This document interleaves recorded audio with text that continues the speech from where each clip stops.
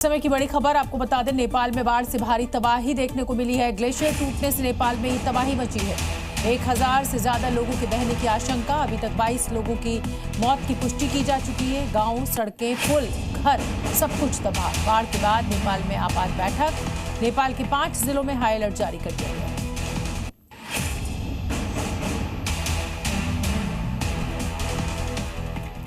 चीन सीमा के पास नेपाल में मौजूद भोटेकोशी नदी में आई भीषण बाढ़ ने भारी तबाही मचाई है। सबसे ज्यादा तबाही रसुआ जिले में दिखी, जो तिब्बत और चीन सीमा के पास है, जहां अचानक भीषण फ्लैश फ्लड देखने को मिला। सबसे बड़ा सवाल है कि आखिर कैसे अचानक से आई बाढ़ ने पूरे नेपाल में तबाही मचा दी। दरअसल ग्लेशियर से बर्फ और चट्टान का एक बड़ा हिस्सा टूटकर नदी में जा गिरा, जिससे फिर अचानक पानी और मलबा नीचे की ओर बहने लगा।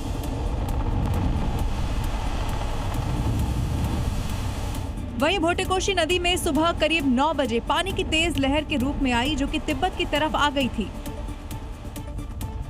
इसके बाद तेज बहाव नेपाल के नुवाकोट में पुल और नदी के किनारे मौजूद सड़कें, पुल, बाजार और सुरक्षा चौकियां बुरी तरह से प्रभावित हुई। इसके बाद बाढ़ का पानी तेज रफ्तार में नीचे की ओर बहने लगा और कई इलाकों को अपनी चपेट में भी ले लिया।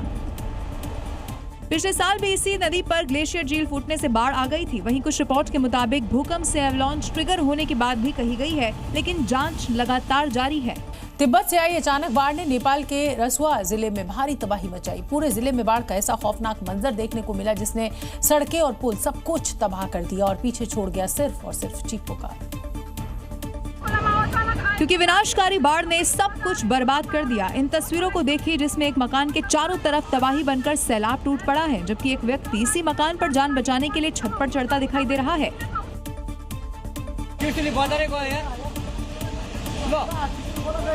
सैलाब का ये जोर जरा देखिए, कैसे अचानक आए भयंकर बाढ़ में भारी भरकम लोहे का पुल बह गया और इसके साथ ही रसुआ जिले का त्रिशूली बाजार तेज बहाव के रास्ते में जो कुछ भी आया, सैलाब उसे बहा कर ले गया। वहीं बाढ़ की चपेट में रसुआ का एक हाइड्रो पावर प्रोजेक्ट भी आ गया और वो भी इसी में बह गया, जिसकी खौफनाक तस्वीरें देखकर हर कोई सहम गया है। इसके साथ ही रसुआ के तिमुरे में चीन बॉर्डर की ओर जाने वाला एक रास्ता भी बह गया। पुल बहने से 9 पुलिसकर्मियों समेत कई लोग लापता हो चुके हैं, जिसमें से 25 लोगों को बचाया गया और बाकी लापता लोगों की तलाश की जा रही है।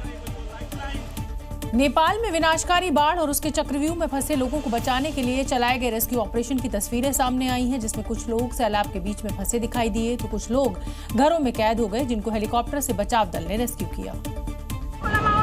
क्योंकि विनाशकारी बाढ़ ने सब कुछ बर्बाद कर दिया। इन तस्वीरों को देखिए, जिसमें एक मकान के चारों तरफ तबाही बनकर सैलाब टूट पड़ा है, जबकि एक व्यक्ति इसी मकान पर जान बचाने के लिए छत पर चढ़ता दिखाई दे रहा है। जबकि दूसरी तस्वीर में एक हेलीकॉप्टर से नदी के किनारे फंसे लोगों को रेस्क्यू किया जा रहा है। अब इस तस्वीर को ही देखिए, जिसमें एक शख्स मकान की छत पर शर्ट लहराते हुए दिखाई दे रहा है, जो कि खुद को बचाने की गुहार लगा रहा है। देखते ही देखते हेलीकॉप्टर इस व्यक्ति के करीब पहुंच जाता है और फिर उसे रेस्क्यू कर अपने साथ ले जाता है, जबकि कुछ लोग अभी भी नदियों के बहते सैलाब के बीच फंसे हुए हैं, जो कि रेस्क्यू का इंतजार कर रहे हैं।